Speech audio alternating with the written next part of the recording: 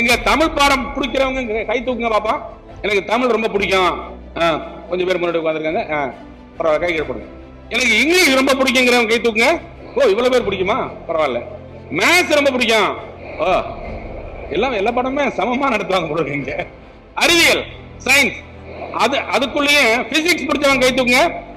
Physics, very good. Chemistry, எல்லாத்துக்குமே சமமா என்ன திண்டாட விடுறீங்களே. சோசியல் சயின்ஸ் அதுக்கு இருக்கு, ரைட். இது தவிர இது எல்லாம் எல்லாரும் பெரும்பாலும் தூக்குறீங்க.